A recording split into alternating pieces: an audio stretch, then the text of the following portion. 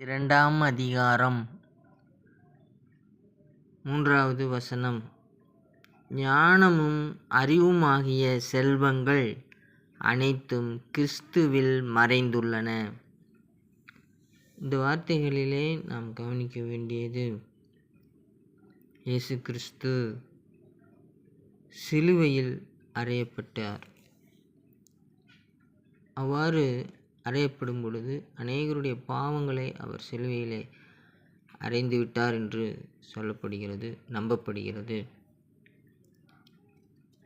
எவ்வாறு நமக்கு இவர் ரட்சிப்பை நமக்கு கொடுக்கிறார் என்று நாம் பார்க்கும் பொழுது அதில் அநேக ரகசியங்கள் அதில் இருக்கிறது, அநேக விவரங்கள் சொல்லப்படுகிறது. சாத்தானை சிலுவையில் அறைந்து விட்டார் என்று சொல்லப்படுகிறது, பாவங்கள் சிலுவையில் அறையப்பட்டு விட்டது என்று சொல்லப்படுகிறது,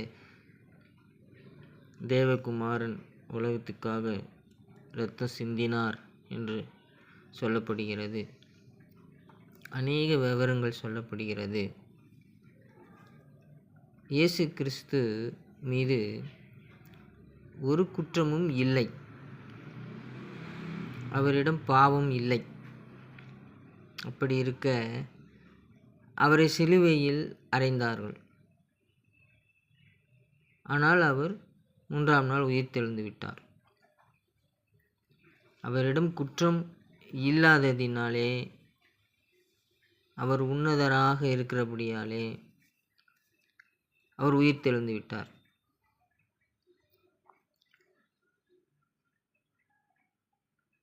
இதனாலே நாம் இயேசு கிறிஸ்துவை நம்பும் பொழுது, அவரை நினைக்கும் பொழுது, அவரை நினைத்தாலே நம்மீது யாரும் குற்றம் சொல்ல முடியாது.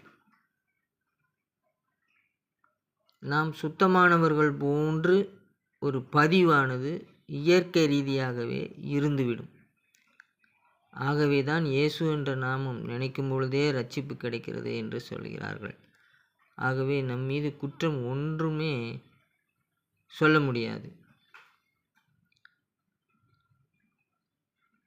ஏனென்றால் இயேசு கிறிஸ்து மீது ஒரு குற்றமும் இல்லை.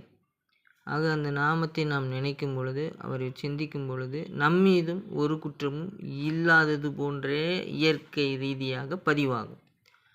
ஆகவே சாத்தானும் நம்மை துன்பப்படுத்த முடியாது, சாதாரண மக்களும் நம்மை குற்றம் குறை சொல்ல முடியாது.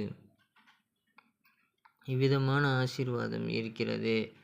ஆகவே ஞானமும் அறிவும் செல்வங்கள்,